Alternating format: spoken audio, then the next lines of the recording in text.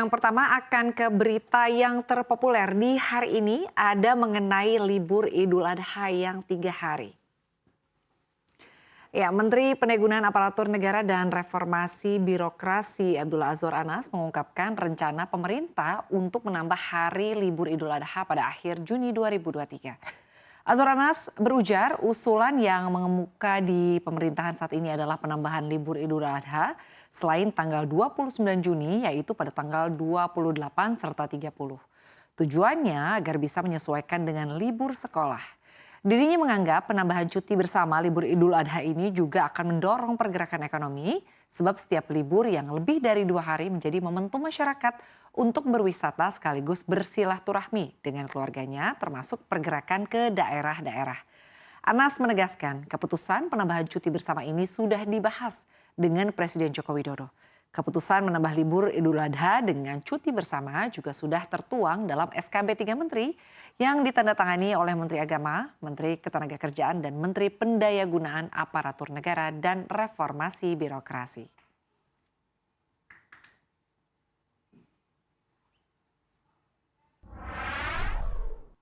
Ya, dan kita akan ke berita terpopuler selanjutnya di hari ini ada capres pilihan pengusaha.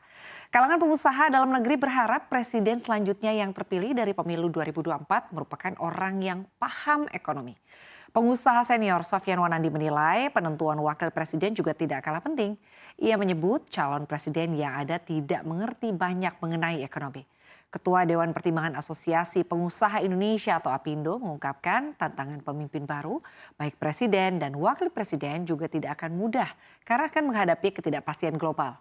Selain itu, ancaman terhadap komoditas Indonesia dari negara-negara lain seperti Uni Eropa juga akan tetap ada. Sementara itu, Ketua Umum APindo yang baru Sinta Kamdani berharap calon presiden mengerti permasalahan ekonomi ke depan.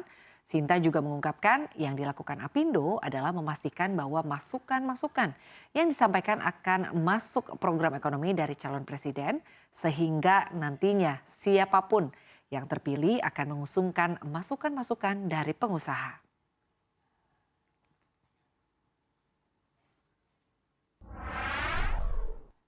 Ya, dan kini kita ke berita terpopuler selanjutnya ya ini mengenai intip fasilitas baru BPJS Kesehatan.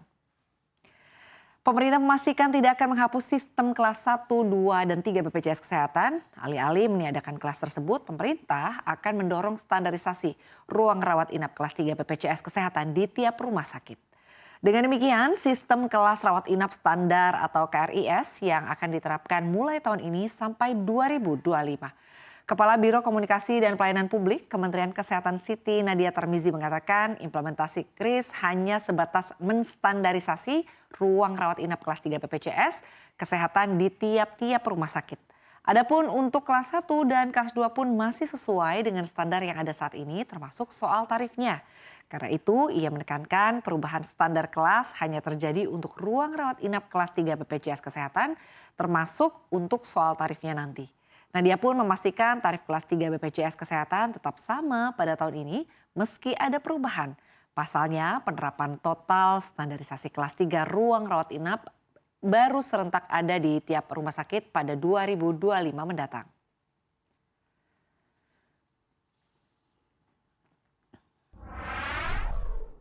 Ya, dan kini kita ke berita terpopuler selanjutnya, yaitu tentang skema Tukin yang terbaru. Pemerintah juga turut menyoroti ya secara khusus jomplangnya besaran tunjangan kinerja di antara pemerintah daerah dan oleh sebab itu hal ini akan menjadi bagian dari konsep yang masuk ke dalam perombakan Tukin PNS secara keseluruhan.